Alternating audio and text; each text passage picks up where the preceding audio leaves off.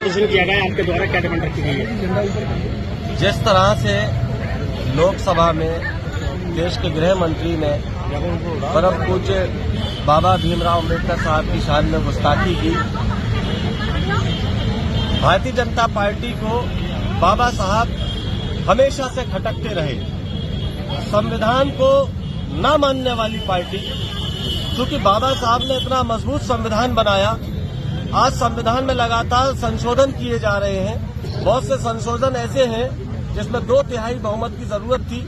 बाबा साहब की सोच दूरदृष्टि की थी। बाबा साहब जानते थे कि हमारे देश में रहने वाले दलित मुस्लिम वर्ग के साथ भविष्य में अन्याय हो सकता है, तो उन्होंने इस तरह का संविधान में प्रावधान किया था।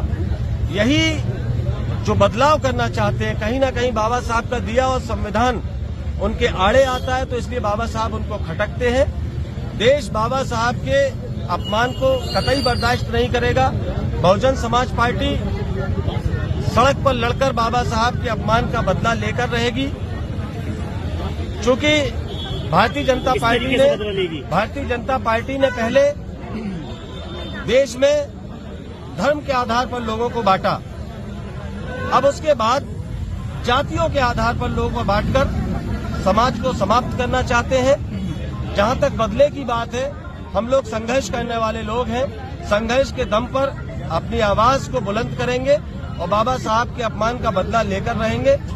देश में, प्रदेश में खासकर दलित और मुस्लिम समाज के साथ जो उत्पीड़न हो रहा है, बहुजन समाज पार्टी इस उत्पीड़न के खिलाफ है। पूरे देश में आज एक ऐसा माहौल बना दिया है, खासकर दलित और मुस्लिम समाज के खिलाफ। आज मुस्लिम समाज तो पूर्ण रूप से अछूत हो चुका है। बहुजन समाज पार्टी मुस्लिम समाज और दलित समाज के हित की लड़ाई लड़कर रहेगी। हम लोगों को किसी भी स्तर पर लड़ना पड़े, हम सब लोग तैयार हैं। बहुजन समाज पार्टी जिंदाबाद।